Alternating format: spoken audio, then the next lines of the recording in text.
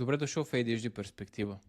Предполагам, че вече подозираш, че имаш ADHD или знаеш, че е така, но бих искал да ти кажа, че те разбирам за всички трудности, през които преминаваш и отговорите, които търсиш. Знаем, че и в България има много различни мнения и особено темата невродивергентност е табу в някои случаи и липсват ресурси.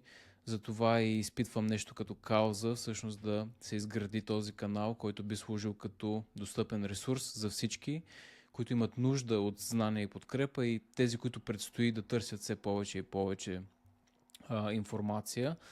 И съответно смятам, че можем да помогнем на всички нас и на родители, и на деца, особено деца, които имат нужда от ресурси и разбиране все повече и повече, тъй като всъщност те градят нашето бъдеще.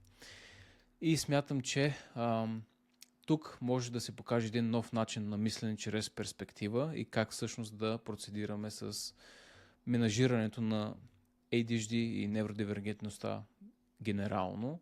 Съответно, моята визия е всъщност да споделя своите знания и най-вече да се наблегне на разбиране на нашите силни страни и индивидуални модели на функция, тъй като ADHD може да е еднакво за всички, но всъщност е толкова и различно, тъй като всеки човек е индивидуален и има особености, които тепърва ще разберем и съответно да покрием и да разберем през различна перспектива повече за здравето, стратегиите, mindfulness, как да процедираме с кариера и изобщо да си подобрим качеството на живот, но първо всъщност да се приемем. Това ще е посланието от тук нататък във всяко едно видео и тепърва ще научите повече. А относно мен, всъщност аз съм сертифициран коуч, завърших в Америка самото обучение, което всъщност е акредитирано от Международната коучинг федерация ICF, която всъщност е златен стандарт за коучинг и на международно ниво генерално и всъщност взех своята сертификация януари 2025 след много проведени формални сесии с клиенти. А малко за мен, всъщност аз също съм невродивергентен, имам много различни интереси, но най-вече всъщност това постоянно да се забивам в заешки дупки и така всъщност станах коуч, тъй като исках все повече и повече да разбера и в един момент поради липсата на ресурси всъщност реших аз да помогна на себе си по този начин.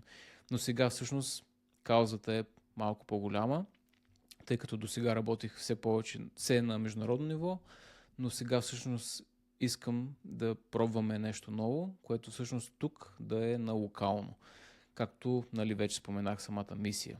Съответно и много вярвам в това, че всъщност ние не можем да променим системата. Тя не е в наш контрол и вече виждаме факта, че няма подкрепа, няма ресурси и така нататък. Но можем всъщност заедно да си помагаме чрез себе приемане и подкрепа и най-вече разбиране. Тоест, самите ние, като станем по-добра версия на себе си, можем да направим самата среда около нас по-добра.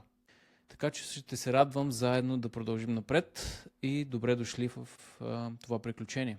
До скоро!